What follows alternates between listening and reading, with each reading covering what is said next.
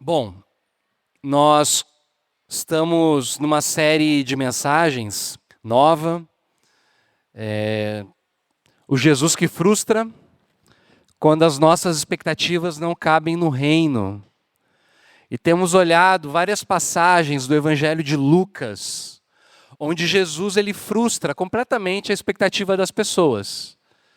Desde o povo, de uma maneira geral, que seguia Jesus, os líderes religiosos, os discípulos. Temos observado esses trechos interessantes, onde Jesus ele não faz aquilo que as pessoas esperam que ele faça. E já fazem 2 domingos já que nós vimos. Domingo passado o Aba trouxe a palavra para a gente, foi muito boa. Te disponibilizou ontem à noite. Se você não escutou, recomendo você ouvir depois no Spotify lá do Novo Norte. E hoje a gente vai falar então sobre o que acontece quando Jesus frustra as nossas prioridades. Nós vamos refletir sobre quais são as nossas prioridades, quais são as prioridades de Deus e como que nós podemos priorizar o que Deus prioriza. Então, para isso, a gente vai ler o texto, Hoje uma leitura um pouquinho maior. A gente vai ler Lucas 9, do 43 ao 48. Depois a gente vai dar um pulo lá para o capítulo 18.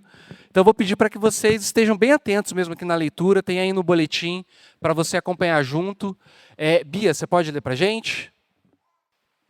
E todos ficaram admirados com o grande poder de Deus. Todos estavam admirados com o que Jesus fazia.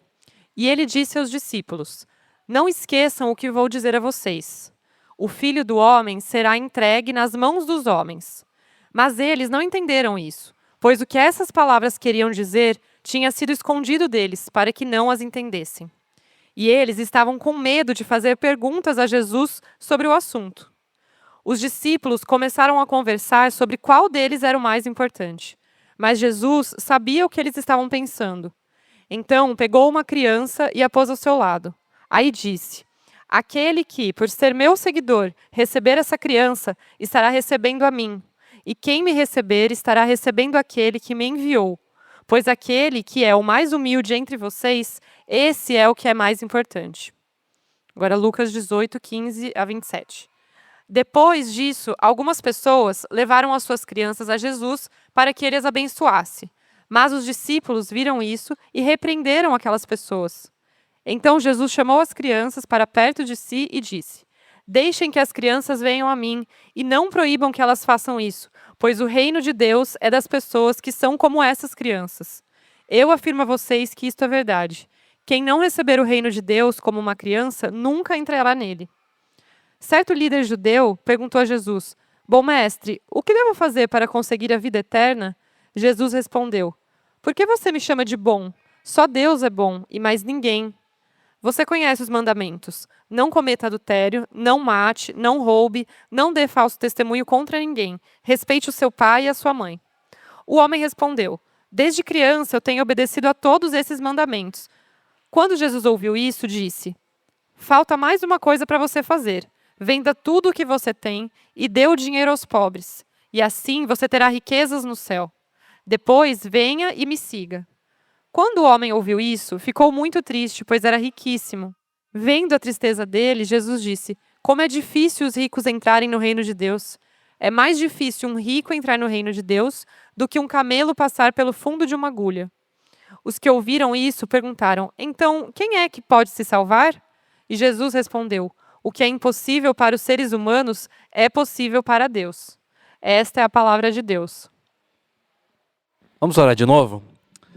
Pai, tua palavra foi lida, eu peço que o Senhor nos ajude, a Deus, a entendermos aquilo que o Senhor tem para nós essa manhã, Pai. Fala conosco com liberdade e captura, Deus, a nossa atenção, a nossa mente, o nosso coração, em nome de Jesus. Amém. Então, em primeiro lugar, as nossas prioridades. Lucas, capítulo 9, verso 43, começa dizendo: E todos ficaram admirados com o grande poder de Deus. Outras traduções dizem que as pessoas estavam maravilhadas, atônitas, espantadas, pasmas com o grande poder de Deus. A pergunta óbvia, então, a ser feita é: o que aconteceu para que as pessoas ficassem tão surpreendidas assim, E se você olhar na cena anterior, essa passagem, você vai descobrir que Jesus havia curado um menino que sofria convulsões causadas por um espírito impuro. Os discípulos tinham tentado curar esse menino, não conseguiram. O pai aflito leva essa criança até Jesus e Jesus, com uma palavra, ordena e o espírito mau vai embora. Então a multidão que assiste tudo isso fica espantada. Por quê? Porque Jesus é diferente dos outros exorcistas judeus que tinham na época. Jesus ele não precisava dos objetos que os exorcistas usavam. Ele não precisou de sopo, não precisou de enxofre, não precisou de urtiga, de absinto, que eram os materiais que eles usavam ali para poder espantar os espíritos maus. Jesus não precisava das palavras que eles usavam. Os exorcistas judeus, eles tinham umas orações escritas, onde eles invocavam o poder dos anjos, né? E falavam o nome lá dos anjos, tal, para poder expulsar os demônios. E Jesus não faz nada disso. Ele dá uma ordem e o espírito vai embora. Então, do que as pessoas se espantam? Elas se espantam não só porque o menino foi curado, mas pela forma que o menino foi curado. Por quê? Porque em Jesus existe algo do poder de Deus, que com muita autoridade, de maneira simples, direta, com uma palavra, ele fala e o mal vai embora. Você consegue imaginar se Jesus tivesse uma equipe de relações públicas? Se Jesus tivesse uma assessoria de imprensa diante desse fato? O que eles iam falar para Jesus? Senhor, vem cá, vamos gravar aqui o testemunho desse pai, desse menino, né? Vamos fazer um vídeo aqui para a gente postar no TikTok, no Instagram, porque a gente precisa divulgar esse material. Isso que você fez foi maravilhoso, né? Se a gente divulgar, isso aqui vai inspirar um monte de pessoas. Percebe que a glória de Jesus, ela acende o desejo de grandeza dos discípulos. E eles começam a disputar quem é o maior, verso 46. Os discípulos começaram a conversar qual deles era o mais importante. Eu acho interessante porque os discípulos fazem a mesma coisa que provavelmente nós faríamos. Por quê? Porque eles agem a partir da natureza humana que todos nós compartilhamos. As nossas prioridades têm a ver com o quê? Tem a ver com visibilidade, sucesso, fama, likes, desempenho, mérito, conquista, hierarquia, poder, prestígio. Por exemplo, uma coluna da Folha de São Paulo, do dia 19 de agosto, o escritor Hélio Schwartzman, ele fez uma matéria chamada Legislação Instagramável. O subtítulo dessa matéria fala assim: redes sociais afetaram o comportamento de parlamentares que parecem mais interessados em likes do que em fazer boas leis. E aí no começo da reportagem diz assim, ó: até uns 15 anos atrás, parlamentares em busca de visibilidade precisavam cavar um espacinho na Voz do Brasil. As redes sociais subverteram essa lógica. A mudança não veio sem efeitos colaterais. A performance, que em algum grau já competia com o conteúdo, se tornou muito mais importante do que ele. As propostas apresentadas pelos parlamentares não precisam ser boas, factíveis e nem mesmo serem aprovadas em plenário. Basta que o deputado ou senador passe a mensagem que seu eleitor quer ouvir, que ela se traduzirá em likes e talvez também em votos no próximo pleito. Gente, isso é verdade na política, nas igrejas, nas universidades, na medicina, em qualquer área da produção humana. O desempenho hoje em dia, por conta dessa visibilidade das redes, afeta completamente as nossas prioridades. Mas Jesus, ele frustra os discípulos, mostrando que as prioridades de Deus são diferentes das nossas. Esse é o meu segundo ponto. Quais são, então, as prioridades de Deus? Eu preciso que vocês entendam uma coisa. Lucas, que é o autor do livro, quando ele escreve, ele não escreve como repórter, tá? Ele é um cara que está tentando ensinar para a gente quem é Jesus. Então, ele vai estruturar o livro dele como se fosse uma jornada espiritual. E ele vai dividir o livro em blocos. O primeiro bloco vai do capítulo 1 até o capítulo 9, verso 50. Cada milagre, cada cura e cada exorcismo que Jesus vai realizando nesse trecho serve para gerar uma expectativa a respeito da identidade de Jesus. O foco aqui é: quem é esse homem? Quem é esse cara? Lucas vai construindo a narrativa, tensionando a gente para a gente pensar. Quem que é esse homem que ele está apresentando? Quem é Jesus? E aí no final desse trecho, os discípulos percebem que Jesus é diferente dos outros rabis. Jesus não é um curandeiro, e Jesus também é diferente dos profetas antigos. E isso culmina com a confissão de Pedro, lá no verso 20 do capítulo 9, onde Pedro vai falar: tu és o Messias enviado por Deus. Ok, os discípulos entenderam quem é Jesus. A partir disso começa o segundo movimento de Lucas, que vai do capítulo 9, verso 51, até o 19, 27. Lá no 9:51 fala assim que Jesus, como chegou o tempo dele, perto, a hora dele ir para o céu, ele decidiu no coração firmemente ir para Jerusalém. Então, todo esse trecho é a jornada de Jesus até Jerusalém. Nesse pedaço, Lucas quer mostrar para a gente o seguinte: como então a gente deve seguir esse Messias? Como a gente deve seguir esse Jesus? Então, a partir dos momentos que os discípulos entendem quem é Jesus, Lucas começa a ensinar o seguinte: o que significa segui-lo? Percebe que é nesse ponto que o trecho que a gente começou lendo aqui está inserido? É na virada dessas duas coisas. E é aqui que Jesus começa a produzir a frustração que eu quero trabalhar com vocês hoje. Por quê? Porque nós, assim como os discípulos, esperávamos que seguir Jesus teria a ver com o quê? Com grandeza, com sucesso, com reconhecimento, prosperidade, tranquilidade, vitória. Não é isso que as pessoas esperam quando elas começam a entrar numa igreja, começam a seguir Jesus? Espera que a nossa vida vai se resolver os nossos problemas. Mas aí Jesus, o que ele faz? Ele começa a falar de sacrifício, de entrega, de sofrimento. Verso 43. Todos estavam admirados com o que Jesus fazia. E ele disse aos seus discípulos: não se esqueçam o que vou dizer a vocês. O Filho do Homem será entregue nas mãos dos homens. Eles não entendem o que Jesus está falando. E a gente também tem dificuldade de entender. Por quê? Porque na cabeça dos discípulos, o importante é o quê? É o sucesso. Eles começam a discutir qual deles é o mais importante. E é nesse contexto, então, que vai entrar a figura da criança. Verso 47. Mas Jesus sabia o que eles estavam pensando. Então pegou uma criança e a pôs ao seu lado.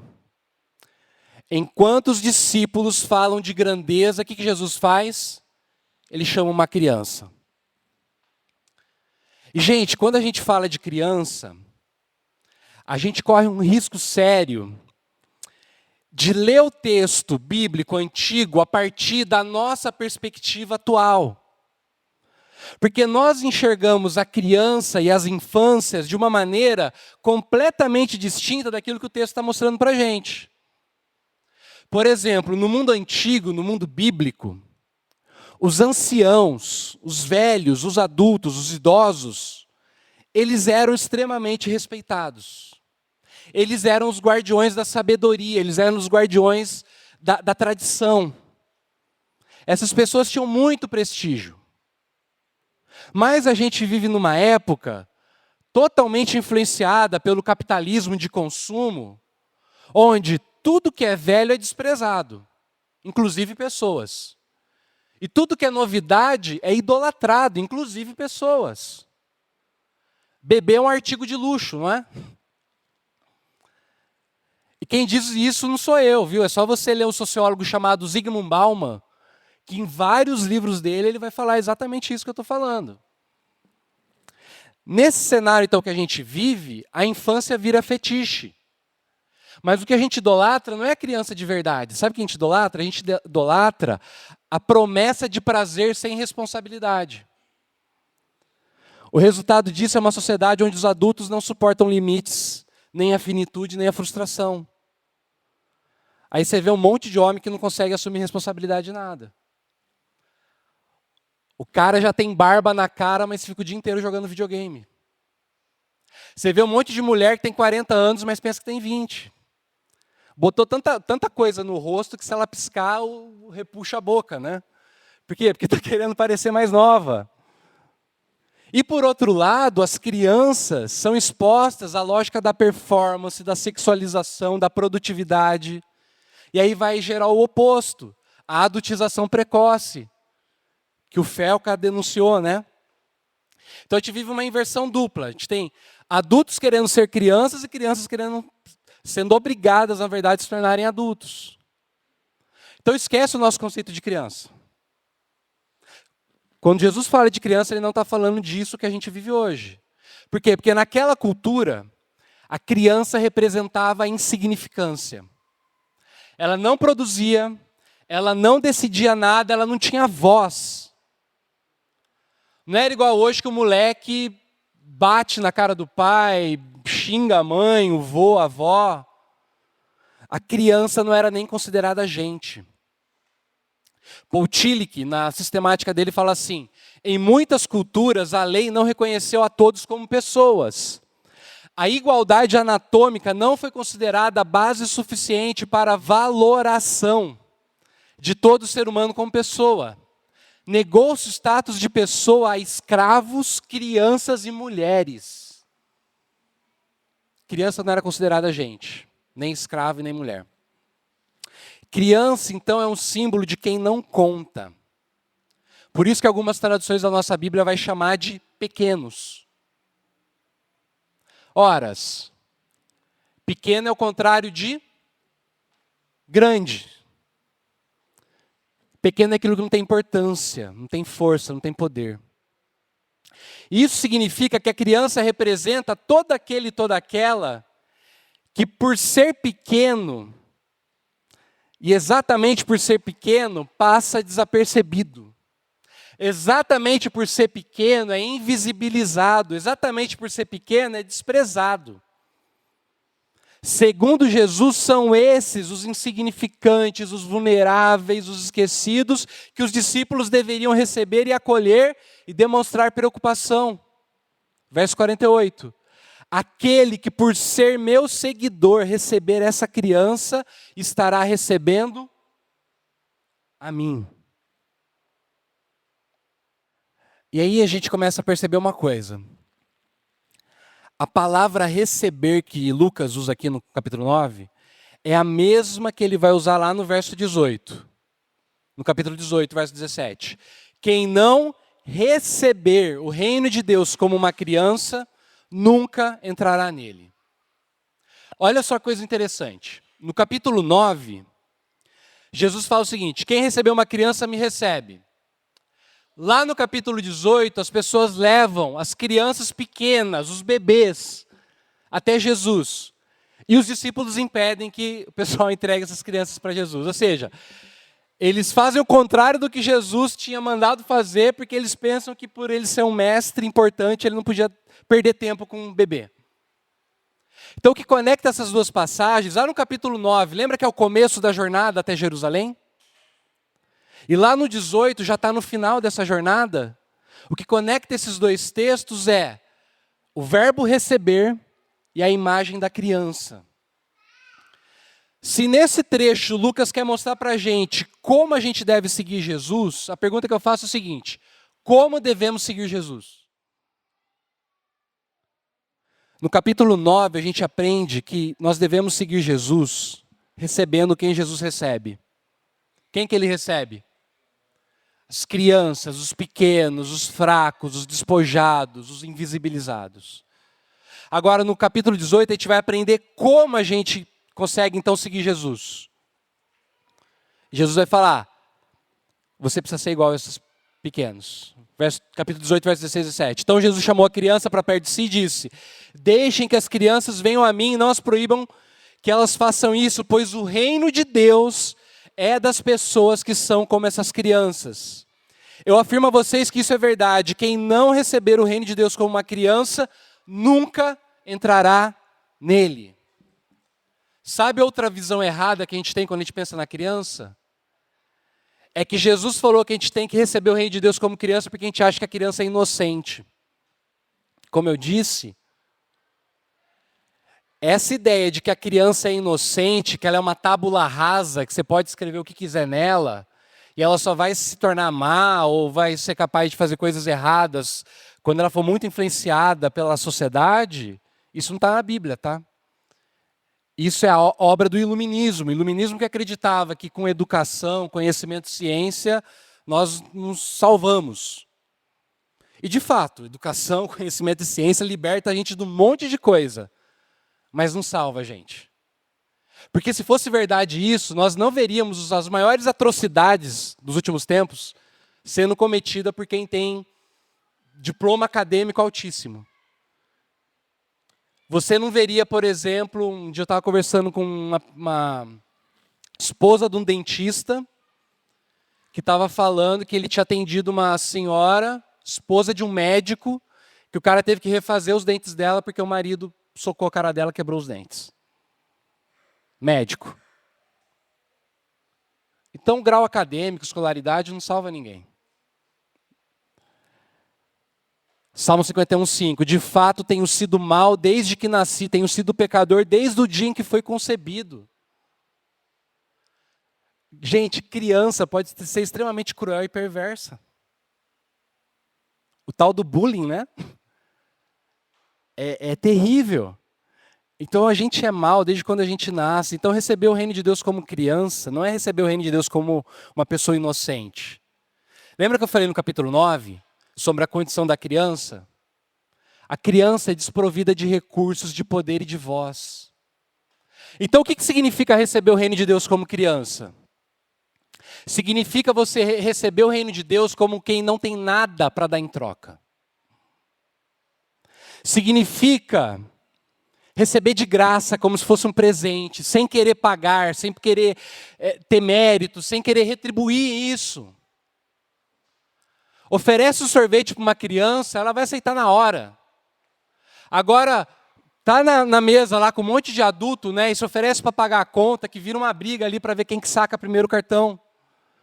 Porque a gente não consegue receber as coisas de graça. É por isso que Lucas, habilmente, ele coloca a história do jovem rico, logo em seguida, essa fala de Jesus sobre as crianças. Por que o jovem rico vai embora triste? Quando o homem ouviu isso, ficou muito triste porque era riquíssimo. Sabe por que ele foi embora triste? É porque ele não tinha falta de nada. Esse cara estava cheio, esse cara estava pleno, esse cara estava completo, ele era autossuficiente. Então não tinha espaço para o reino de Deus na vida dele.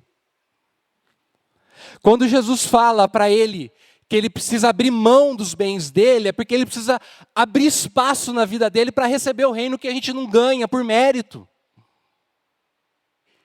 E na cabeça do cara, detalhe, né? Ele era rico e ele era um cara religioso e bondoso desde quando ele era criança. Ou seja, toda aquela riqueza que ele tinha era sinal naquela cultura de que Deus estava abençoando ele, Deus estava fazendo ele prosperar. Jesus olha e fala assim, não é isso. Se você não for carente, se você não for necessitado, você não consegue entrar no reino. Por quê? Porque o reino não se conquista, o reino se recebe de graça. Então Jesus pede para esse rapaz priorizar o que Deus prioriza. E ele não é capaz de fazer isso. E nós não somos capazes de fazer isso. É por isso que os discípulos vão falar, então quem é que pode se salvar? Isso me leva ao meu terceiro e último ponto. Como podemos priorizar o que Deus prioriza? O jovem rico não é vilão nessa história. Ele é espelho. Sabe por quê? Porque nós também nos apegamos às nossas riquezas. Nem sempre são bens materiais. Porque as nossas riquezas são as coisas que nos dão segurança. O nosso status, a nossa reputação, a teologia certa, o nosso desempenho, o controle. A gente quer seguir Jesus, mas sem perder o que nos define. A gente quer receber o reino, mas sem abrir espaço. No fundo, todos nós somos como esse homem que vai embora triste.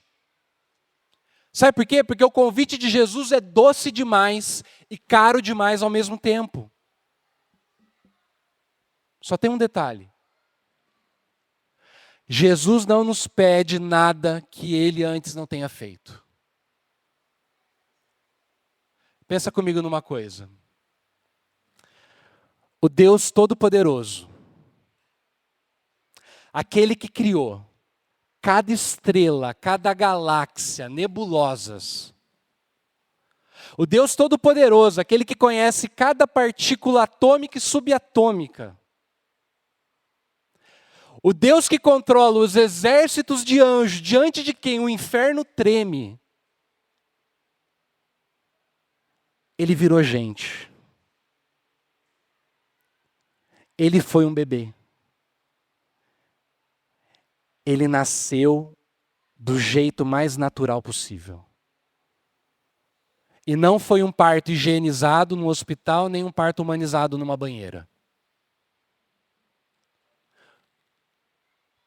Tinha só a mãe dele e o pai dele junto, dentro de um estábulo. Sabe uma das cenas mais bonitas que eu acho do The Chosen? Vocês conhecem o seriado The Chosen, né? É quando Maria conta o que ela sentiu quando ela viu aquele bebê coberto de fezes, porque foi um parto natural. E se você não sabe, né, quando é parto natural, muitas vezes as fezes saem junto, e sangue, e aquele bebê coberto de fezes e sangue. E até hoje eu tenho uma cunhada que ela é parteira lá no Canadá. E ela fala que muitas vezes o bebê nasce e é natural. Ou seja, o Deus Todo-Poderoso, ele se tornou gente, ele se tornou um bebê. E detalhe, se não fosse o amor dessa mulher, dessa mãe, cuidando dele, olhando para ele, alimentando ele, ele não sobreviveria. Se não fosse a proteção do pai dele, por quê? Porque quando o rei Herodes ouve dizer que nasceu o rei dos judeus, o rei Herodes manda matar todos os bebês pequenos da região, esse pai pega a família e foge para o Egito, ele não teria sobrevivido. Você tem noção disso?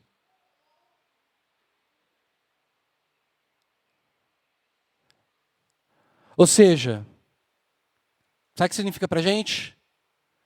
Significa que a salvação de Deus, ela acontece, como diz o Tim Keller, de baixo para cima. De baixo para cima. O que ele quer dizer com isso? Ao invés de nós priorizarmos o que é grande, o que é famoso, o que é produtivo, o que é poderoso, a mentalidade do reino nos leva a priorizar o que é pequeno, o que é tímido, o que é trabalhoso, o que é fraco. Porque se o próprio Deus se fez pequeno, não dá mais para a gente viver querendo ser grande. Não cabe isso para quem quer seguir Jesus. E quando esse amor encarnado ele nos alcança, ele começa a mudar o jeito que a gente vive. Isso precisa afetar a gente, precisa afetar o jeito que nós olhamos uns para os outros. Então, na segunda-feira, amanhã, o que essa verdade do Evangelho tem que fazer na tua vida? Tem que mudar o jeito que você olha para as pessoas. Como você trata quem parece que é menor, entre aspas, tá bem? Entre aspas, do que você. Como você trata o funcionário do teu prédio, do teu trabalho. Como você trata o aluno que ainda não aprendeu a ler e escrever. Como você trata o idoso que demora a entender alguma coisa. Como você trata aquela criança que interrompe a tua fala. Tem que mudar o jeito que a gente se trata. Isso muda o jeito de nós vivermos como comunidade. Como eu disse, quando Jesus falou que quem recebeu uma criança no nome dele está recebendo a ele, ele não está falando só da criança, ele está falando de todo aquele e toda aquela que, aos olhos do mundo, é pequeno, é insignificante. Na prática, isso significa que uma igreja saudável não é a igreja que tem a melhor estrutura. Uma igreja saudável é a igreja que tem tempo para quem é pequeno. Tem tempo para ouvir o irmão cansado, tem tempo para cuidar do necessitado, tem tempo para poder consolar o aflito. Gasta energia, gasta recurso nessas coisas. Gente, isso muda o jeito que nós criamos os nossos filhos. Quando Jesus acolhe a criança, ele não está só ensinando para a gente sobre fé, ele está ensinando a gente como que a gente cria os nossos filhos para o reino. Nós não criamos nossos filhos e filhas para que eles sejam melhores, mas para que eles sejam do reino.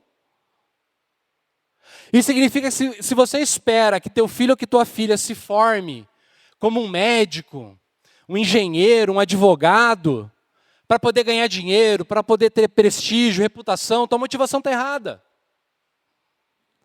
Porque os nossos filhos e filhas, eles podem sim tornarem-se médicos, advogados, engenheiros, mas para cumprir a vocação de Deus na vida deles. Para que através da medicina eles tragam a cura do reino.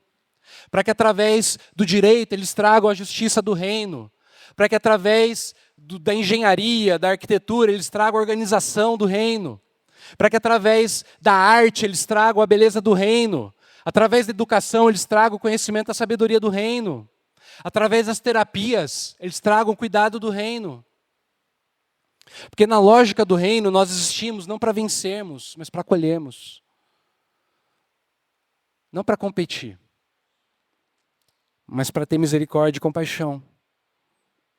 Não para sermos maiores, mas para sermos pequenos, pois aquele que é o mais humilde entre vocês, esse é o que é o mais importante. Eu quero concluir com uma história. Na apresentação de Natal de 2023, aconteceu uma cena simples que eu acho que traduz tudo isso. Tinha um menino aqui na igreja chamado Joca, não é o Joaquim, tá? Da Bia e do Felipe, é o outro Joca, da Raquel. Ele tinha ensaiado na casa as músicas, mas na hora ele estava muito tímido. E aí ele chega aqui na igreja, né, e vendo os amigos na frente, ele tomou coragem, se juntou a eles, mas chegou de mansinho, com a mão na boca, ficou meio atrás da turma. E o João Francisco percebeu que o Joca estava meio deslocado. E sem ninguém mandar. O João se aproximou, abraçou ele, sorriu, puxou para perto, deu tapinhas nos ombros, olhou no olho dele, como quem diz assim, tá tudo bem, eu tô aqui com você. O Joca foi ficando solto, tirou a mão da boca, balançou o corpo, sorriu, cantou. E a mãe do Joca, que estava sentada, passando muita dificuldade, falou que sentiu Deus falar com ela e ela escreveu assim, ó. E eu vendo tudo isso de longe agradeço e vejo também o mesmo movimento de Deus para comigo. Não tenha medo.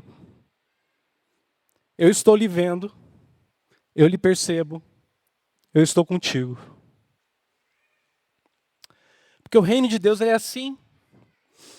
Ele se manifesta nas coisas pequenas, no colo, no cuidado, no olhar atento. Onde ninguém está querendo ser grande, é ali que a gente vê a graça de Deus. Porque toda vez que uma criança é acolhida, Cristo é acolhido de novo. E toda vez que nós acolhemos uma criança, Cristo é acolhido de novo. Sabe, eu tenho atuado como psicanalista às vezes. E é impressionante como que às vezes a gente está com a pessoa na nossa frente e você vê um adulto extremamente regredido. E é muito claro que quem está na tua frente naquela hora não é o adulto. É a criança que foi traumatizada lá atrás.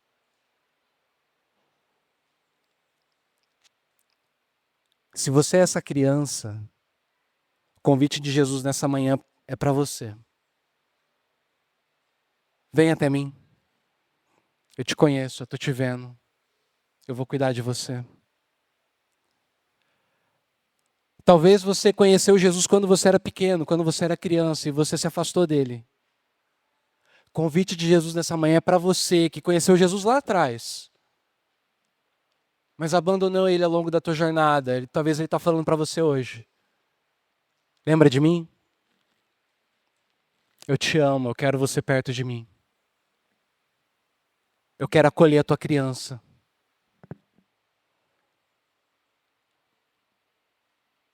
Se você atender esse convite, talvez se torne verdade as palavras do hino antigo. Vinde crianças, vinde a Jesus. Ele ganhou-vos bênçãos na cruz. Aos pequeninos ele conduz. Ó, vinde ao Salvador.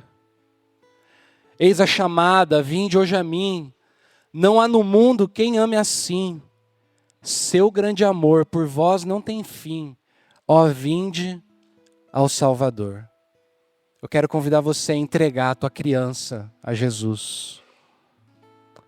Pai, obrigado por essa palavra, Deus. Recebe a todos nós aqui, ó Pai, como crianças que se achegam ao Senhor, ó Deus. Aqueles, Senhor, que se machucaram, ó Pai. Que tem traumas, ó Deus, que o Senhor possa curar, ó Pai. Essa criança interior, ó Deus. Aqueles, ó Pai, que te conheceram lá atrás, que se afastaram de Ti, ó Deus, que o Senhor possa chamar de novo para perto, ó Pai, receber e salvar, ó Deus.